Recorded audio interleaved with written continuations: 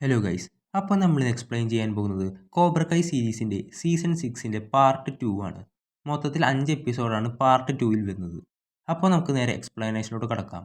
അതിനു മുമ്പ് എൻ്റെ ചാനൽ ഇതുവരെ സബ്സ്ക്രൈബ് ചെയ്തില്ലെങ്കിൽ തീർച്ചയായും സബ്സ്ക്രൈബ് ചെയ്യുക.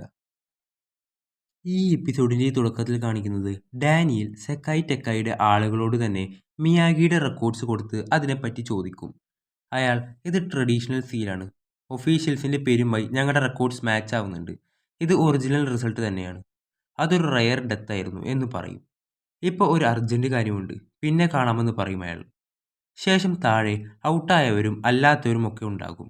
സാമും മിഗ്വേലും സംസാരിക്കുന്നത് ഇങ്ങനെ നോക്കി നിൽക്കുകയായിരിക്കും ആക്സൽ. ഇത് കാണുന്ന മിഗ്വേൽ, എന്താ ഇവൻ്റെ പ്രശ്നം, കുറേ നേരമായല്ലോ.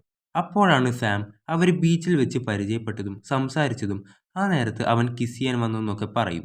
അപ്പോൾ തന്നെ ഞാൻ തടഞ്ഞതുകൊണ്ട് ഒന്നും സംഭവിച്ചില്ല, നീ എൻ്റെ ബോയ് ഫ്രണ്ടാണെന്ന് അവൻ അറിയാം. അപ്പോഴും ആക്സൽ കണ്ണെടുക്കാതെ അവനെ നോക്കിക്കൊണ്ടിരിക്കുന്നുണ്ടാവും.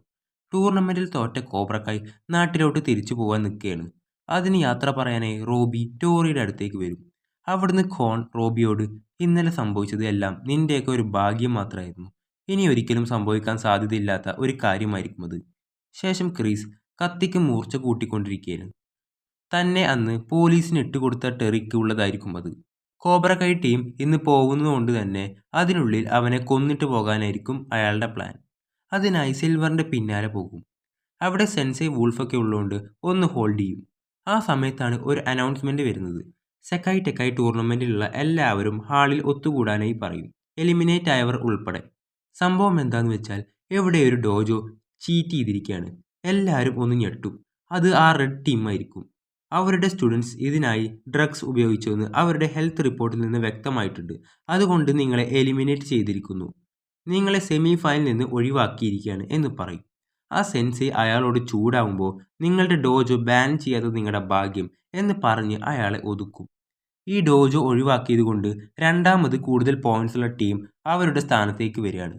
അപ്പോൾ തന്നെ ഡേവോണിന് കാര്യം മനസ്സിലാവും, അത് കോബ്രക്കായി ആണെന്ന് പറയും. ആദ്യത്തെ സെമി സാറയും വേറെ ഒരു പെണ്ണും തമ്മിൽ, second semi Tory versus Sam ആയിരിക്കും. ബോയ്സിൽ ആദ്യം ഖോണും വേറെ ചെക്കനും, സെക്കൻഡ് റൗണ്ടിൽ ആക്സൽ വേഴ്സസ് റോബി ആയിരിക്കും. എന്നിട്ട് നാളെ കാണാമെന്ന് പറഞ്ഞ് എല്ലാവരും പിരിയും. ശേഷം ജോണി, എത്ര കൊന്നാലും ഇവന്മാർ ചാവില്ലല്ലോ, എന്നിട്ട് സ്റ്റുഡൻസിനോട് ഇപ്പോൾ റൂമിലേക്ക് പോയിക്കോളാൻ പറയും. ചോസൺ സാമും റോബിയും സ്ട്രോങ് ഒപ്പോണൻസിനെയാണ് ഫേസ് ചെയ്യാൻ പോകുന്നത്. അവർക്ക് നല്ല ട്രെയിനിങ് വേണം, ഗൈഡൻസ് വേണം, സെൻസൈമാരെ വേണം, നല്ല അച്ഛന്മാരെയും വേണം, ആലോചിക്കാൻ ഒന്നുമില്ലെന്ന് പറയും. അങ്ങനെ അവരുടെ ട്രെയിനിങ് സ്റ്റാർട്ട് ചെയ്യും. റോബിക്കും സാമിനും സെമി ഫൈനലിലേക്കുള്ള ട്രെയിനിങ് ഒക്കെ കൊടുക്കും. അങ്ങനെ ആ ദിവസം വന്നെത്തുകയാണ്. ഓരോ മാച്ചും 3 മിനിറ്റ് വീതമായിരിക്കും. അതിൽ അൺലിമിറ്റഡ് പോയിന്റ്സ് ആര് നേടുന്നുവോ അവർ വിജയികൾ. ഡാനിയലിൻ്റെ വീട്ടിൽ കളി ടി വിയിൽ കാണാനായി എത്തിയിട്ടുണ്ടാകും എല്ലാവരും. ആദ്യത്തെ മാച്ച് കോണും ഒരു മഞ്ഞ ഗീ ഇട്ടവനുമായിരിക്കും. അതിൽ ആദ്യത്തെ കിക്കിൽ തന്നെ കോൺ സ്കോർ ചെയ്യുന്നു. ആ സമയം സാമിന് നല്ല ടെൻഷനുണ്ട്. അവൾക്ക് ടോറിയുടെ കൂടെയുള്ള ഫൈറ്റ് ആലോചിച്ചിട്ടായിരിക്കും. അവർ ഫ്രണ്ട്സ് ആണല്ലോ. അപ്പോൾ ഡാനിയൽ അതൊന്നും കാര്യമാക്കണ്ട, പോയിന്റ്സ് ആണ് വേണ്ടത്, അതിൽ ഫോക്കസ് ചെയ്യണമെന്ന് പറയും. അങ്ങനെ പിന്നീടുള്ള റൗണ്ടിലൊക്കെ കോൺ തന്നെയായിരിക്കും സ്കോർ ചെയ്യുന്നത്. അടിച്ച് അവൻ്റെ ബോധം കളഞ്ഞിട്ടുണ്ടാവും. അവനെ നോക്കൗട്ടാക്കി കോബ്ര കൈ ജയിക്കുന്നു ആ റൗണ്ടിൽ. അടുത്തത് സാറ വേഴ്സസ് യെല്ലോ ഗീട്ട വേറെ ഒരുത്തിയുമായിരിക്കും ഫൈറ്റ്. അവൾ ഓരോ ചവിട്ടിലും പോയിന്റ്സ് നേടിക്കൊണ്ടിരിക്കുകയാണ്. ആ നേരം കിം ടോറിയോട്, സാറ ഭയങ്കര ഫാസ്റ്റ് ആൻഡ് എലിജിബിൾ ആണ്, നിനക്ക് അവളെ തോൽപ്പിക്കാൻ പറ്റുമോ? അപ്പോൾ അതൊന്നും ഞാൻ കാര്യമാക്കുന്നില്ല എന്ന് പറയും. അവിടെ അടിച്ച് പോയിന്റ്സ് നേടി അവൾ തന്നെ അതിൽ വിജയിക്കുന്നു. ആ സമയം ടോറിയെ ഇങ്ങനെ നല്ലോണം നോക്കുന്നുണ്ട്. അങ്ങനെ അടുത്ത മത്സരം റോബി വേഴ്സസ് ആക്സൽ ആയിരിക്കും. ബ്രീത്ത്, ഫോക്കസ് എല്ലാം നിനക്ക് തന്നെ കിട്ടും. അങ്ങനെ റോബി കളത്തിലിറങ്ങുന്നു. അങ്ങനെ ഫൈറ്റ് തുടങ്ങും. കുറേ നേരമായെങ്കിലും റോബി അടിക്കുന്നതൊന്നും അവന് ഏൽക്കുന്നുണ്ടാവില്ല. അവൻ ഫുൾ ഡിഫെൻഡ് ചെയ്യുന്നത് കാണുന്ന സെൻസേ വോൾഫ് അവനോട് അവനെ അറ്റാക്ക് ചെയ്യാനായി പറയും. റോബിക്ക് അവനുമായി മുട്ടി നിൽക്കാൻ പറ്റുന്നുണ്ടാവില്ല.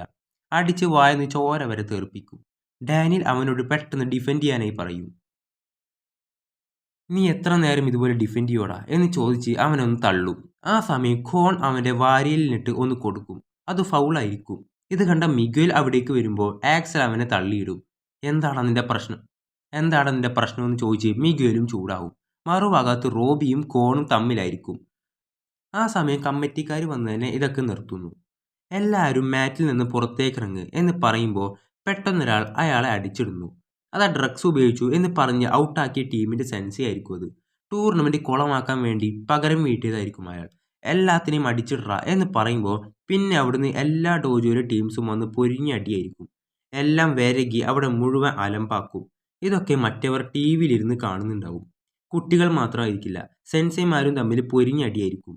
മാനേജ്മെൻറ്റിലുള്ളവരും ഇട്ട് അടിക്കുന്നുണ്ടാവും. ആക്സലിനെ തൊടാൻ പിന്നെ ഒരുത്തനും പറ്റുന്നുണ്ടാവില്ല. മിഗുവിൽ ചെന്ന് നോക്കുമ്പോഴും അവനും പറ്റുന്നുണ്ടാവില്ല. ശേഷം സാമും വേറെ ഒരു പെണ്ണും ഫൈറ്റ് ചെയ്തുകൊണ്ടിരിക്കുന്നതിനിടയിൽ ടോറി അവളെ രക്ഷിക്കാൻ പോകുമ്പോഴാണ് പെട്ടെന്ന് സാറ അവളെ അടിക്കാൻ വരുന്നത്. പിന്നെ അവരാകും ഫൈറ്റ്. മറുഭാഗത്ത് ഹോക്കും ഡിമിട്രിയും എല്ലാത്തിനെയും അടിച്ച് സൈഡാക്കുന്നുണ്ട്. മറുഭാഗത്ത് കിമ്മിനെ 4 ആൾ വളഞ്ഞടിക്കുമ്പോഴാണ് അവളെ രക്ഷിക്കാൻ ചോസൻ അവിടെ എത്തുന്നത്. മറ്റൊരു ഭാഗത്ത് കെന്നിയും ഡേവോണും പൊരിഞ്ഞടി. അപ്പോഴാണ് ആദ്യം അടി കിട്ടി ബോധം പോയ ആൾക്ക് ബോധം വരുന്നത്. ഓരോരുത്തരും അവരവരുടെ ശത്രുക്കളെ തേടിപ്പിടിച്ച് കണക്ക് തീർക്കുകയായിരിക്കും ഇതിലൂടെ. ശേഷം സെൻസെ വോൾഫ് തൻ്റെ ശത്രുവായ ജോണിയെ അടിക്കാനായിട്ടായിരിക്കും ചെല്ലുന്നത്. റഫറി അത് തടയുമ്പോൾ അയാളെയും അടിച്ച് ഒരു സൈഡാക്കിയിട്ടുണ്ടാവും. ശേഷം ഡാനിയൽ ആ മുടിയനായിട്ടായിരിക്കും ഫൈറ്റ്. ജോണി സെൻസെ വോൾഫിൻ്റെ കൂടെ പിടിച്ചു നിൽക്കാൻ ഒരുപാട് കഷ്ടപ്പെടും. അതിനുശേഷം ടെറി പോകുന്നത് കണ്ട ക്രീസ് അയാളുടെ പിന്നാലെ കത്തിയുമായി ചെല്ലും. ശേഷം ഡെമിട്രിയും ഹോക്കും ഫൈറ്റ് ചെയ്യുന്നതിനിടയിൽ അവരെ സഹായിച്ച് ആ റെഡ് ടീമിനെ അടിച്ചിടുന്നത് യെല്ലോ ടീമായിരിക്കും. പെട്ടെന്ന് ആ റെഡ് ടീമിൻ്റെ സെൻസയെ അടിച്ചിടും. അത് ആ മാനേജ്മെൻറ്റിൻ്റെ ആളായിരിക്കും. ജോണിക്കാണെങ്കിൽ വൂൾഫിൻ്റെ കൂടെ പിടിച്ചു നിൽക്കാൻ പറ്റുന്നുണ്ടാവില്ല. കുറേ അടി വാരിക്കൂട്ടും. അപ്പോഴാണ് പെട്ടെന്ന് ഡാനിയൽ അവിടേക്ക് വന്ന് അവനെ ബ്ലോക്ക് ചെയ്ത് രക്ഷിക്കുന്നത്. ആ അടിക്ക് ജോണി സൈഡാവും. ഡാനിയലും വൂൾഫും തമ്മിലാകും പിന്നെ ഫൈറ്റ്. അപ്പോഴാണ് ക്രീസ് പോകുന്നത് കണ്ട് അയാളുടെ പിന്നാലെ പോകുന്നത്. മറുഭാഗത്ത് കെന്നിയും ഡേവോണും ആളുകളെ കൈകാര്യം ചെയ്യുന്നുണ്ടാവും.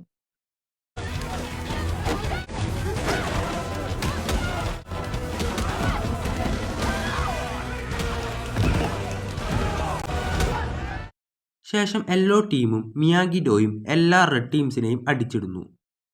ശേഷം ടെറിയെ ഒറ്റയ്ക്ക് കിട്ടുകയാണ് ക്രീസിന്. അയാൾ ആ കത്തി തപ്പുമ്പോൾ അത് കാണുന്നുണ്ടാവില്ല. ആ തിക്കിലും തിരക്കിലും പെട്ട് കത്തി അവിടെ വീണു പോയിട്ടുണ്ടാവും. എന്താണ് ക്രീസ് കാര്യം? എന്തേലും കളഞ്ഞു പോയോ? ഇല്ല, എനിക്കൊന്നിൻ്റെയും ആവശ്യമില്ല. നിന്നെ കൊല്ലാൻ എൻ്റെ കൈകൾ തന്നെ ധാരാളം എന്ന് പറഞ്ഞ് ഒരടി കൊടുക്കും. അങ്ങനെ അവർ ഫൈറ്റ് ചെയ്ത് തുടങ്ങും. അതിൽ ടെറി നല്ലോണം ഇട്ട് കൊടുക്കും. കോണാണെങ്കിൽ കൺമുന്നിൽ കാണുന്നതിനൊക്കെ അടിച്ചു വീഴ്ത്തുന്നുണ്ട്. അങ്ങനെ റോബിയെ അവൻ അടിക്കും. ഇത് കണ്ട് രക്ഷിക്കാൻ സാം വരുമ്പോൾ അവളെയും അവൻ അടിക്കുന്നു. ഇത് ആക്സൽ കാണുകയാണ്.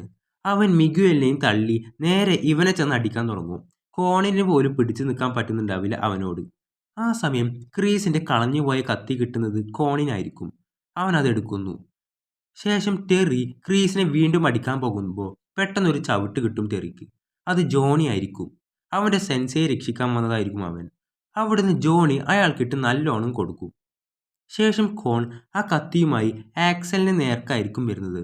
ആ ഒരു കിക്കിൽ കോൺ നിലത്ത് വീഴുന്നതും പിന്നെ ഒരു അലർച്ചയാണ്. അത് കേട്ട് എല്ലാവരും ഒന്ന് സ്റ്റക്കാവും. ഡാനിയൽ ചെന്ന് നോക്കുമ്പോൾ കുറേ രക്തം പോയിട്ടുണ്ടാവും. ആ കത്തി അവൻ്റെ മേല് തന്നെ തറച്ചിട്ടുണ്ടാകും. അങ്ങനെ അവിടെ വെച്ച് കോൺ മരിക്കുകയാണ്.